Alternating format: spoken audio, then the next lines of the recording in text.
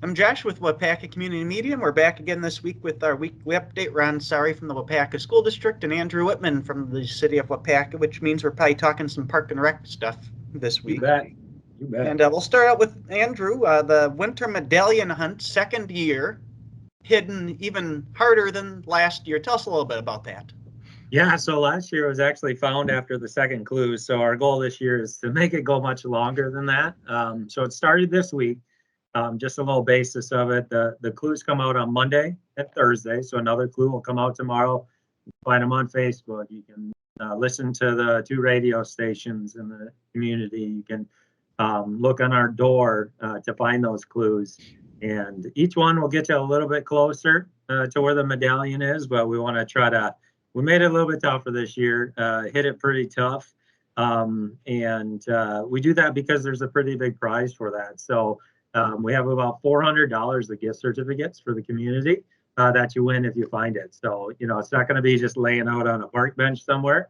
So you're going to have to really dig into the clues and see if you can find the clues within the clues to see if you can find that. But yeah, Thursday, the next clue comes out, and then Monday, the third clue, we'll go up to 6 clues. And at that point, you should be pretty close to it.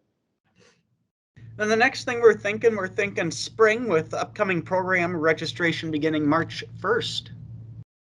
Yep. So that's our big push for all spring and summer. And, the last couple of days, it feels like spring. So it's nice. But yeah, so all the spring and summer stuff like baseball, soccer, everything throughout the summer, registration starts May 1st. Because if you think about it, our baseball programs start in April and May already, and that's not too far off. So we got to get all that planning and everything done ahead of time. So we'll do our program guide again, work with the school to get those out to all the kids here in the next couple weeks so that you have all that information. And then, as always, you go over to ActiveNet website and you can register for all those programs in one swoop for the summer. Plan out your summer and enjoy. Perfect. We're going to jump over to Ron. School board had a big meeting last night, and a huge part of that was approving and discussing how to spend over $2.4 million in SR3 funding. So remind us again, what is that? This is the third federal subsidy or relief package that the feds have put out for schools to help us close that achievement gap that occurred during the pandemic. And so we've been talking about this for many months, October, November, December, January, and again in February. And we even had a finance meeting and a stakeholder meeting and other meetings, a lot of discussion, a lot of evaluation. How do we best maximize the return on the investment for these dollars? And it all came to a head last night with the board voting to approve the plan that we've all been working very hard on. So you've got a pretty long, detailed list, and I know we're going to touch on a handful of the items that the community can expect to see this money spent on, everything from education needs, taking care of the staff, getting some more staff on board. So tell us some of those details, Ron. Yeah, thanks. In the summer, we've been doing curriculum work the last couple of years, and we'll be able to use some of these dollars to continue that curriculum work into this summer and the following summer. We've got a lot of data, but it's not organized. And so we're going to use this to create a data dashboard, which will help us then to analyze the data and use the data to make better decisions and for instruction purposes. We're also going to hire a data analyst and program evaluator.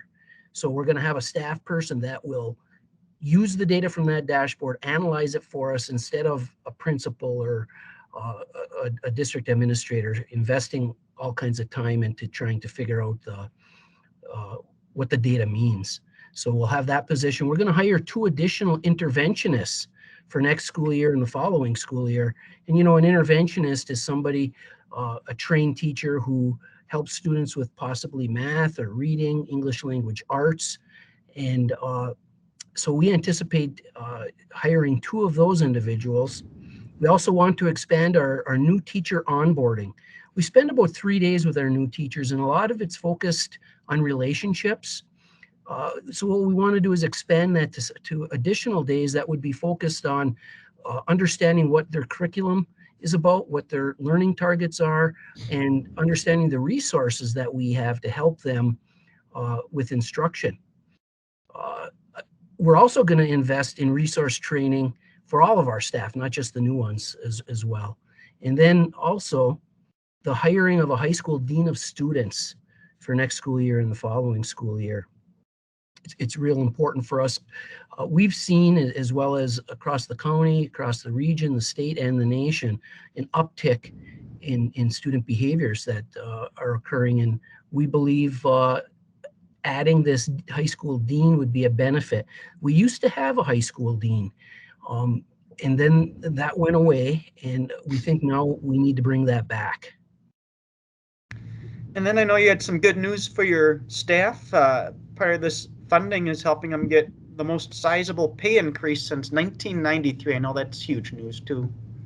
Yeah, we're excited to be able to do this. The CPI came in at 4.7%.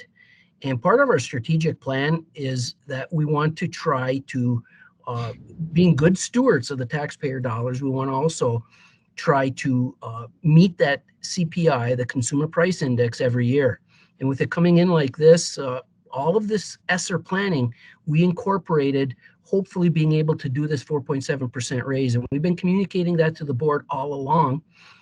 The board approved the ESSER plan, but we will be bringing to the board next month the official approval with administration's recommendation that we do move forward with this 4.7% raise. We believe we can make this sustainable. So yeah, we're excited about that. Our staff deserve this. When you look at the roller coaster over the past 2 school years, that's kind of neat to see that being prioritized. Yeah, thanks. I appreciate that. I'm sure our staff are going to appreciate it too. They work so hard. They're dedicated and doing this. Other districts we've seen do these stipends, like a one-time stipend, which would erode our ability to be able to give this type of a pay raise. So yeah, this compounds over the years, and it's good for our staff, and it shows. We tell them how much we value them, but this also is showing that value to our staff for all that they do for our kids. Very cool. A lot going on at the school with this funding, and it sounds like it's being put to good use. We're going to jump back to Andrew. We got some projects going on in some of the state parks we want to talk about. And the first one, people driving by Riverside Park might be noticing some big equipment down there from time to time. Yeah, definitely. I know my kids have noticed it and want to drive it and play with it, but not quite old enough to do that yet. But yeah, you're exactly right. So we have a lot of people think about the city of Waupaca and all the parks that we have, and the acreage, 200 plus acres of parks, but we have just as much as waterways in our parks as well. So some of these waterways have some issues. So we were having some issues down at Riverside Park. The river was trying to cut through the stream bank a little bit further back from the road.